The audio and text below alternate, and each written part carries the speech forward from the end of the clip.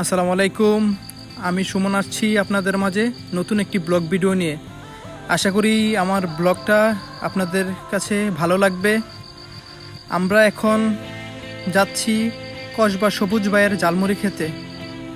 আমার সাথে আছে বাতিজা শাউন, বাতিজা তানজিদ, আছে বন্ধু সাব্বির, আছে আমার রিয়াতুল মামু, সাথে আছে রাশেদ। এখন আমরা কসবা ঢুকতেছি। হঠাৎ করে আমার গাড়ির তেল শেষ হয়ে গেল, তো আমি তেল ভরে নিলাম। এ হচ্ছে কসবার সৌন্দর্য। আমরা কসবা সবুজ ভাইয়ের ঝালমুড়ির দোকানের দিকে ঢুকছি। আমরা সবুজ ভাইয়ের ঝালমুড়ি খেতে সবাই চলে আসলাম।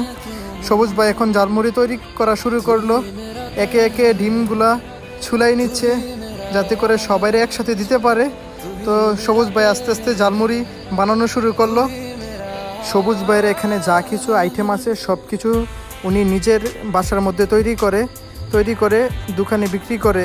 তো এখানে অনেক দূর দূরান্ত থেকে মানুষ আছে, আইসা অনেক সময় লাগে ঝালমুড়ি দিতে। তো হঠাৎ করে আমাদের সবাই ঝালমুড়ি রেডি হয়ে গেল।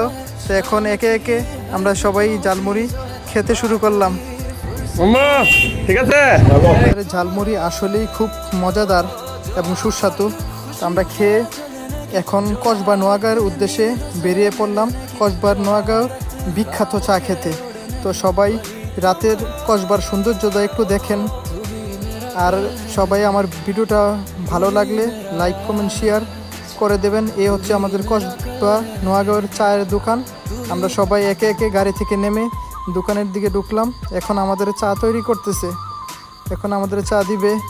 অনেক দূর দূরান্ত থেকে চা খেতে আসে, নোয়াগাঁওয়ের চা অনেক বিখ্যাত। তো আমাদের চা রেডি হয়ে গেল, সবাই একে একে চা খানা শুরু করে দিল। আমার ভিডিওটা ভালো লাগলে লাইক কমেন্ট করে দিন।